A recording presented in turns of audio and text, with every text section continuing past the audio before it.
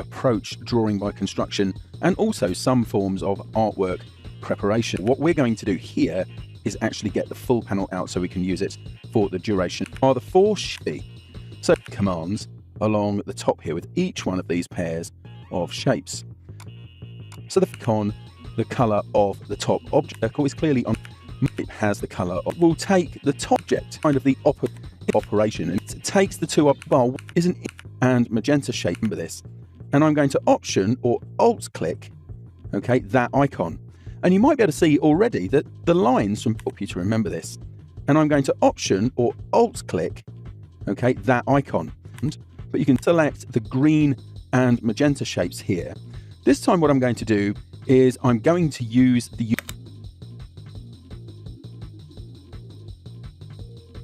Unite command, but you can see here I get a very long tooltip which will help you to both shapes. All right, and click on Fix About. So the row beneath here contains the pathfinders, and I have a separate dot to show you what the results are. So if I get my selection tool and select all 3 shapes here for divide and click on divide, okay, what it does, every result here is a group, so I need to just ungroup that. I select the next 3 objects here, okay, and use the next command along, trim the underlying overlap, if that makes sense, is things that share a common color for say. So I will just click it for now, and you can see crop will take the overlap of the shapes here and just restrict them to the boundaries of the top object. That is ungroup.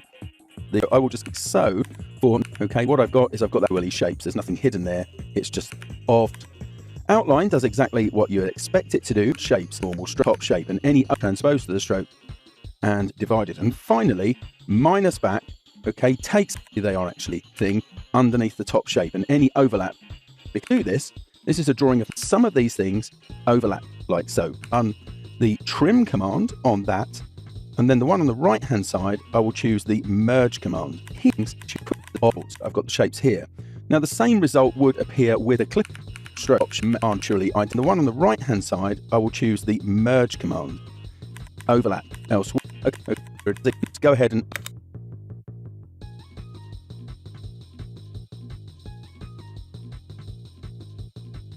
ungroup these like so. Okay, what I've got is I've got that invisible shape just there, okay, and I've got the shapes here.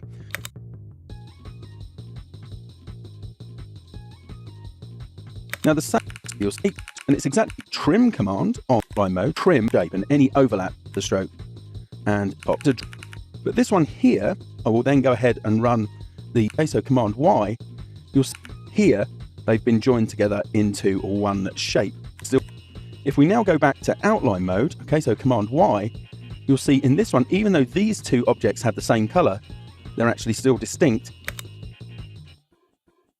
inside of this version. Whereas if I pan across like so, here they've been joined together into one shape. One thing that you will find that is very useful that is not in the Pathfinder menu, okay, if I just go ahead and I have just a stroke here. Now I'm going to copy that to the clipboard. In fact, I'm going to cut it to the clipboard, so command X. I'll then double click on this kind of eye shape here and then paste in front, okay, command F that stroke, which puts it down in the same notes.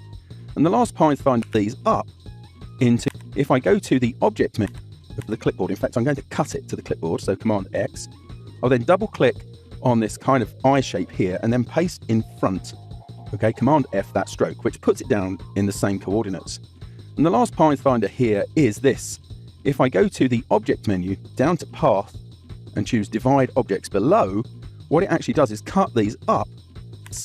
If I go to the object menu down to path and choose divide objects below, what it actually does is cut these up. Get to my color panel and just make that slightly darker there, just to give the shadow that made up that small shadow in Bilbo's eye. Ahead, there you go.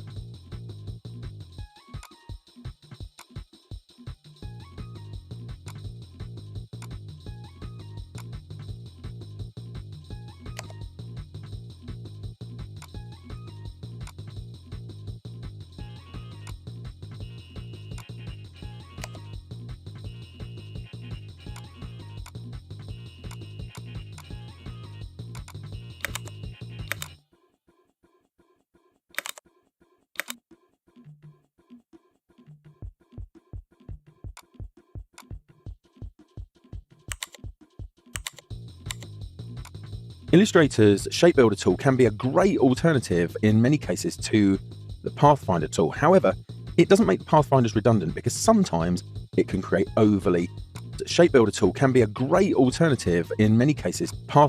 It doesn't make the Pathfinders redundant because sometimes it can create overly complex paths. But quite often, especially with quick things such as creating this eye icon here from these shapes, it would work really well. Now let's have a look at using the Pathfinder first, because to do this, we'd need to do two operations. Firstly, I'd need to select the two circles just here.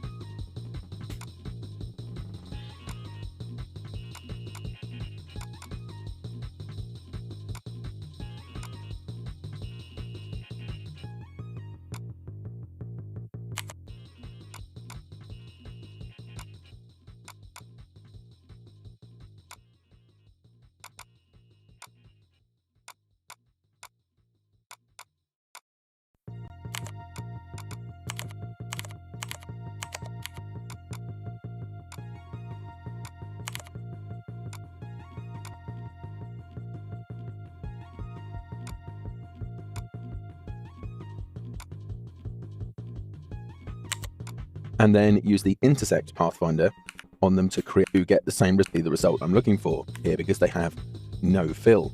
Now,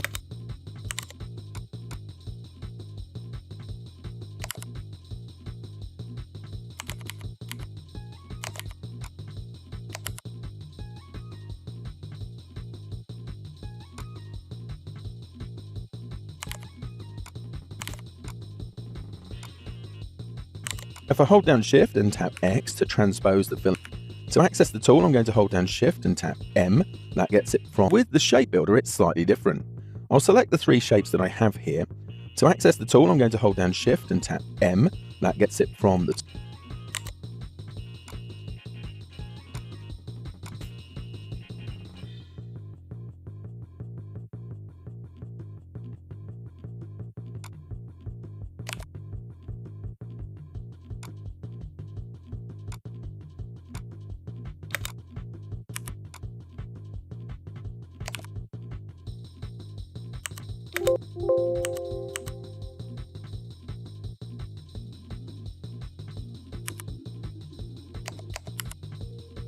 toolbox, and you'll see that it highlights to subtract done together. So, and that's it. Things like this, definitely it should give you a real more operation. Shift M for the Shape Builder and just drag across two things together, such, and that's it. Now bear in mind what I said, that some should give you, and tap X again, Shift M for the Shape Builder and just drag across. Might not be the best. Another really powerful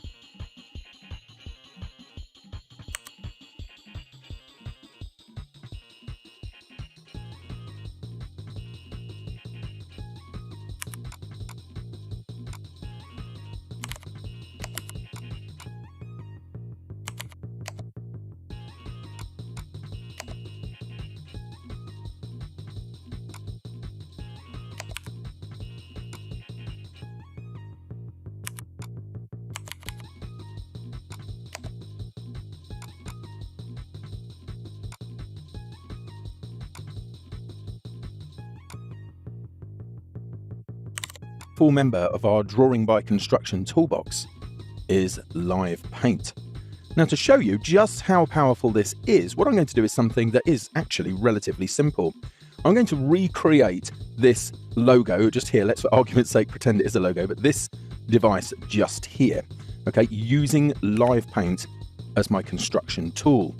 So if you want to work along with this, set the Align Tools option. So I'm going and then use the dialog. So here I'm going to go grab the polar grid ruler unit set to pixels. Just so you can see nothing selected, so Property Inspector doing it as my construction tool. So if you want to work along with this, please do. You might have to watch it 2 or 3 times, however, to do it, because I'll be doing this quite quickly.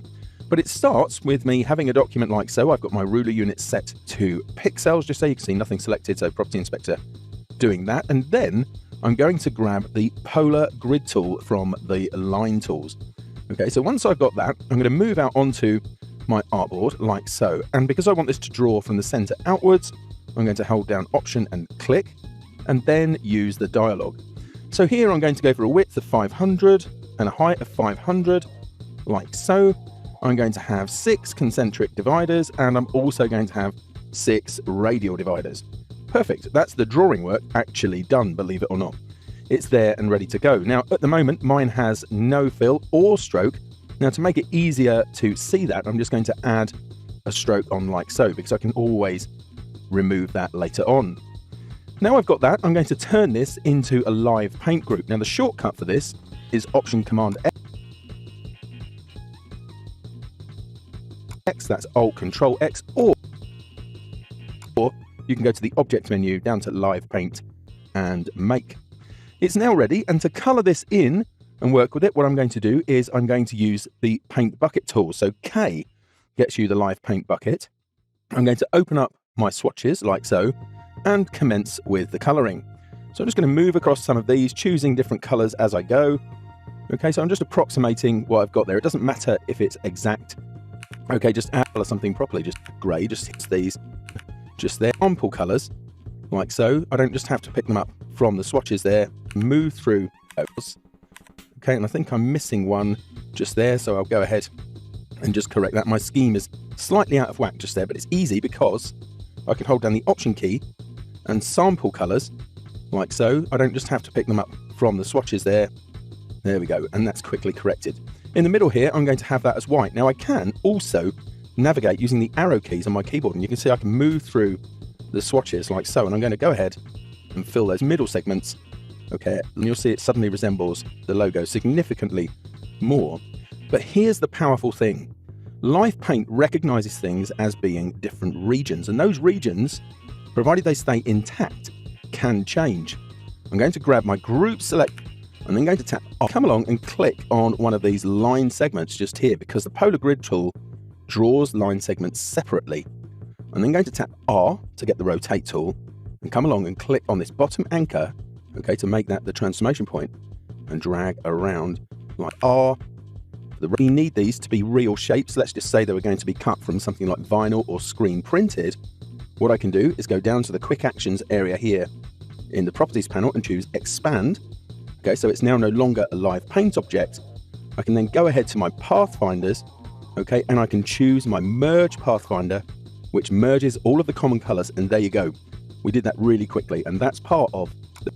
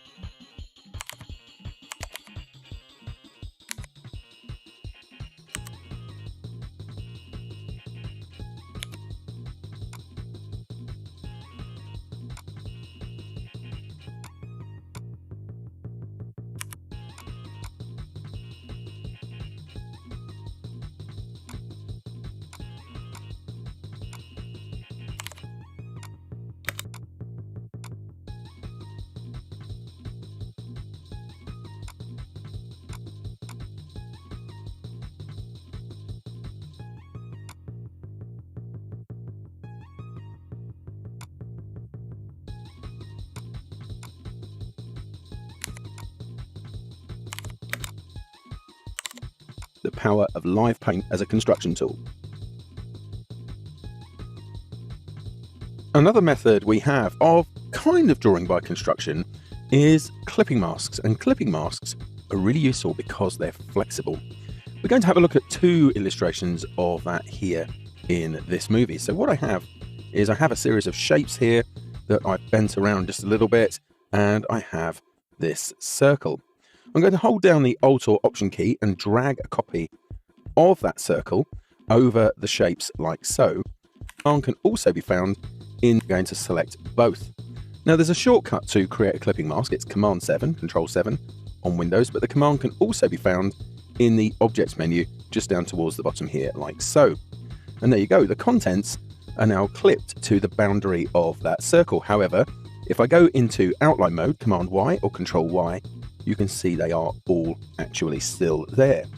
I'll just leave that mode, again Command Y or Control Y. And you might be thinking, I wonder why such a thing exists. Well, it is super flexible. If I double click on it to go into isolation mode, I still have access. You'd be thinking, oh, all of the content. So if I want to change things around, I can do that. If I want to add a new element, so let's just go ahead and tap L to get the ellipse tool here. And let's draw an ellipse like so. Maybe rotate that around a little bit and bring it up there and give it a slightly different color perhaps. There you go, like so. I can then double click out of that and it becomes part of the clipping group. Now, interestingly, I've just missed the create clipping mask by easy to fix. Just double click, in I go, move that around, double click it. So it has three drawing modes, draw normal, and in the draw normal mode, any new content is created on top of modes as well. Around, double click outside modes, draw normal, and in the exact and there's also draw inside, which only in the bottom of the toolbox, and you can actually cite existing content. Draw behind is the exact opposite of that, and you can access the modes down here in the bottom of the toolbox, and you can actually cycle objects selected as I do here. You'll see if I deselect it, that mode in that mode. Now with my selection tool, I'm just going to single click away from that, which now means I've deselected that circle. And what I'm going to do here is use one of Illustrator's brushes. Now I haven't covered that just yet, which is here in a panel on the right hand side, and I'm going to choose this brush here, the Stippler brush, which should be in the default set. Choose a slightly different color for this one, so I'll choose sort of a red color here, like so, and then brush across. Now it is like, which should be in the default set, and this is a bristle brush that uses complex appearances, which you'll learn about use here. So I'll tap B to get to the brush tool, okay, and then this is a different color to the weight of this here because these become very memory intensive after a while. But you can see how I'm getting a really nice effect just there. And if I just go ahead, get my selection tool and double click outside, I am returned to the normal mode. Now that's all done for their strokes. Times when you might need to do that. Now it used to be that if you had a clipping mask like this, you could go ahead and use one of the pathfinders. You could use merge or trim, okay, to resolve that. Now I think here with the paths, you can see it's done exactly that, but that would not happen with these brush strokes. If I go ahead and try that, okay, you'll see it doesn't even become available here in the command. Okay, that opens a separate dialog. Now I want these to all be vectors, so I'm going to choose high resolution, which makes the vector content 100% vectors, okay, rather than turning some things to images, and I hit OK. That procedure takes a moment or two longer, but if I go overspill, outline mode, Command Y or Control Y, you can see that everything is now clipped complete. That content.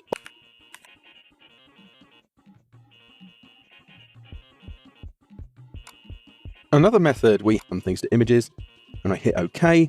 That procedure takes a moment or two longer, but if I go back into outline mode, Command Y or Control Y, you can see that everything is now clipped completely to the contents of the circle with no overspill.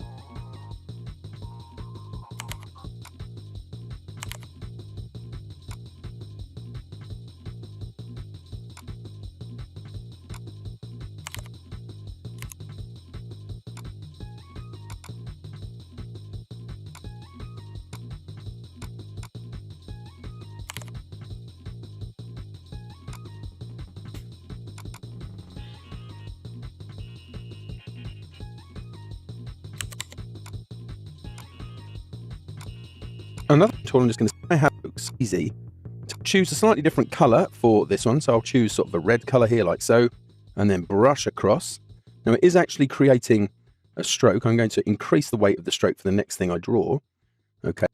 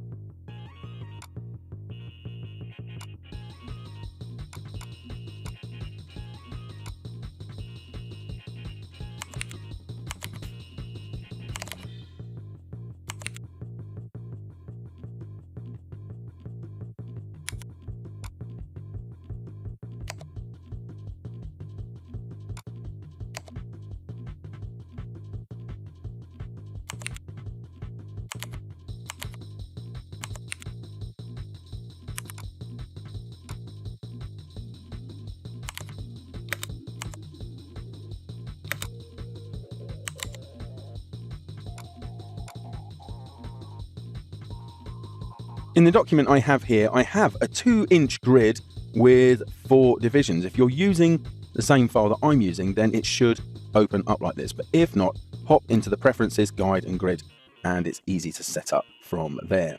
And also, hopefully your selection tool is active, and you can make sure that the grid is turned on using this icon in the Properties panel. Okay, so it's actually time to get drawing, but to be more accurate, I should say plotting, because that is actually what we a bit cool. And then tap P. And that's because it builds an association so that when you hold down the Command key or the Control key, then it will switch to the last used selection. And that's because with the pen tool, what we should first do, what we're doing, a Command key, or come out onto our artboard here and click at 4 locations. They don't even have to be. Got to the very end, you probably noticed a small O. I'm going to now visualize a 4 square out to the right, big squares like onwards. Slightly more comfortable how to use the direct selection tool for a moment. I'm going to hold down the Command key on my Mac, Control and Windows, and you can see that I can work from here. What we're going to do is go to downwards, and when you've got to the bottom there, hold down the Option key and swing the handle upwards. That's Alt, of course, on Windows. Downwards, and when you've got to the bottom there, hold down the Option key and swing. Okay, move over to the next major intersection here, press and drag downwards. And when you've got to the bottom there, hold down the Option key and swing the handle upwards. That's Alt, of course, on Windows. And then over to the next major intersection, press and drag downwards. Now drag, and now you'll come out to this. Notice that this intersect point where you can, especially for tracing the next tool, and in fact, even if you're not, but it is a little bit fiddly. And if over to the next cursor changes, you need to watch for that. Press and drag upwards, like so. That starts off the control hand back. Now you'll come out to this point, and it's now expecting to draw straight points because we've converted that anchor point, creating curves. So for control handle things, if you're really struggling,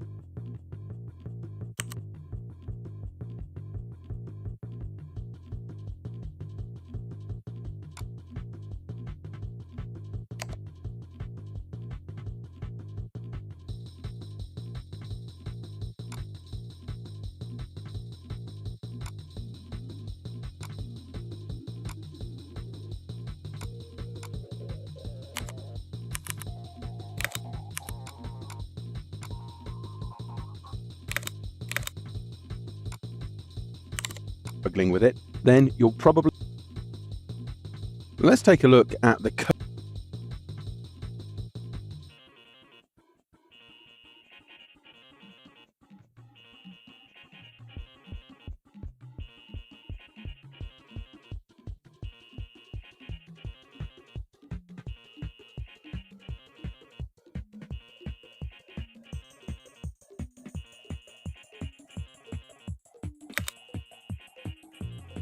curvature pen tool, which is a relatively new addition to Illustrator. It's only been around for a few years, and to be perfectly honest, I was not a fan when it first arrived. I didn't know to get that, although it does neighbour the ordinary pen tool, ordinary as if there's such a thing, pen tool. If you like, shift backtick to get that, although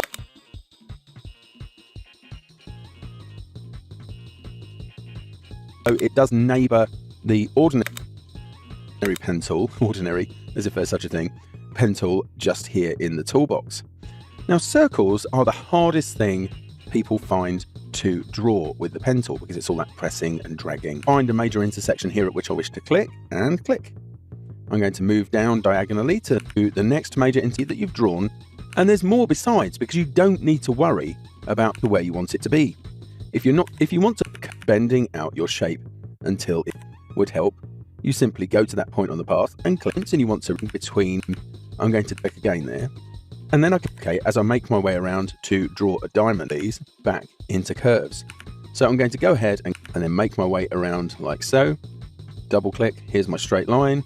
Double click, and then I can go ahead and go up to this point here and click, and down to this point. Who've been using the flexibility. Unlike the pen tool and the curve way, up for that is N. Let's take a look at quite some time.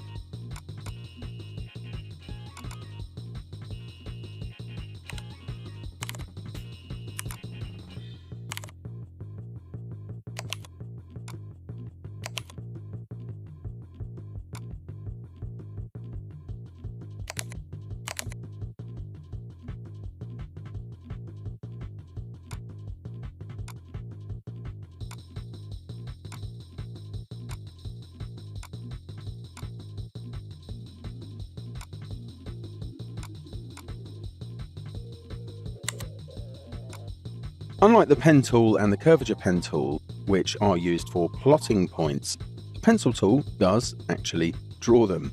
So I have that tool active here in this empty Illustrator document, and I'm going to simply draw, like so, a curve.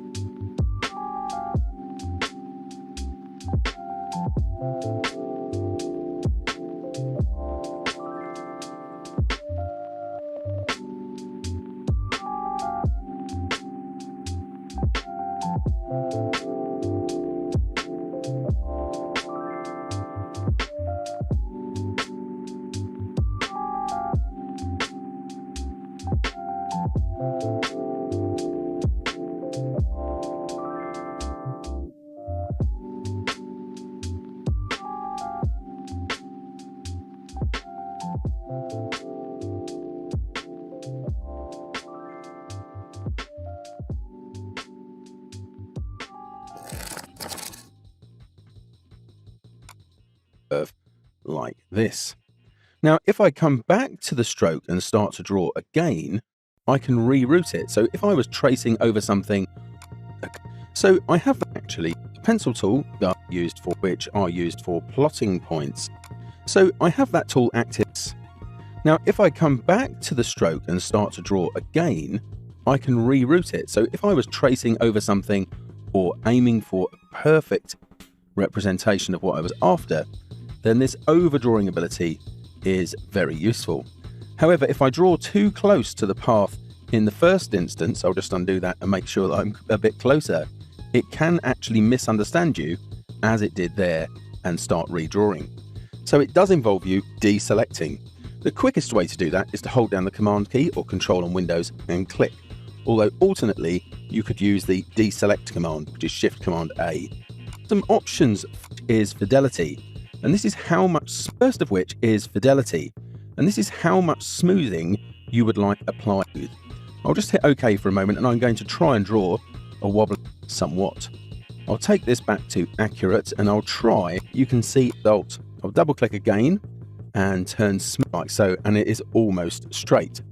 Your own drawing style will determine how you have this set. For me, The middle is about as far as I'd like to go between what I'm actually drawing and how much I would like it to be smoothed. Now you do have some options here, whether or not your new strokes are filled, whether they stay selected, and of course if you want that overdrawing behavior option, I do have on usually the Option key or Alt key toggles to the Smooth tool usually, then the chances are that would be a good idea. And of course if you want that overdrawing behavior, then the chances are that would be You have some options here, whether or not your new strokes are filled, whether they stay selected, and of course if you want that overdrawing behavior, then the chances are that would be a good idea. This option I do have on usually, the Option key or Alt key toggles to the Smooth tool, and we'll look at that in just a second. And also these options for closing a path when the ends are within so many pixels, and how close you have to be to edit a path. I'm going to hit OK here, and what I'm going to do is hold down the Command key and select the middle of the 3 wobbly lines I drew there. Now in the toolbox with the pen tool, if you long press, you'll find the Smooth tool, and as you brush over paths, you can see that they become smoothed out. But if you've enabled the option to be able to modify the pencil tool to the Smooth tool by holding down Alt or Option, then you won't need to pick up that tool. There is, however, one other tool in this set that it's worth mentioning because it's a great companion to the pencil tool, and that is the Join tool.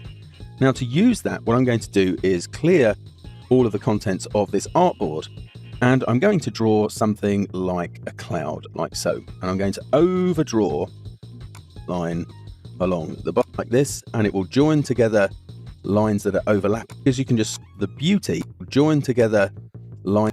Now there's nothing to stop me reselecting that, going back to my pencil tool. By the way, the shortcut for that is N, holding down the Option key, and then coming along and doing a bit of smoothing there as well.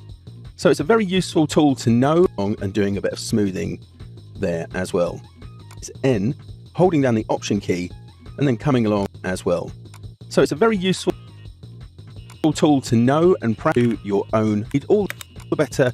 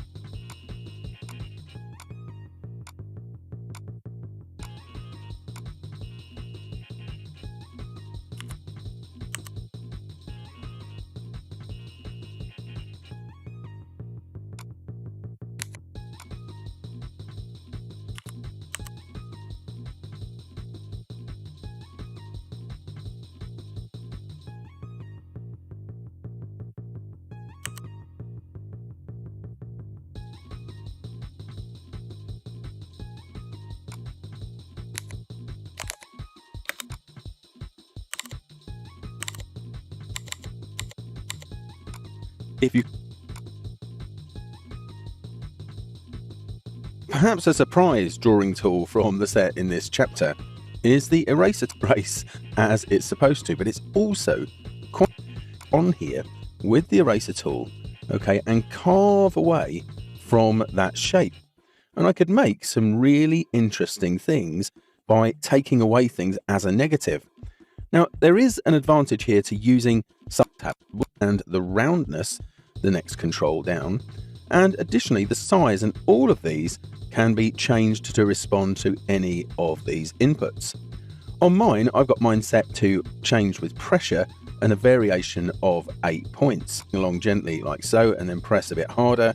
You can really, I do personally draw with this, making gentle strokes sometimes when I'm thinking I might like this as a shape I use when I'm clean, or Alt key.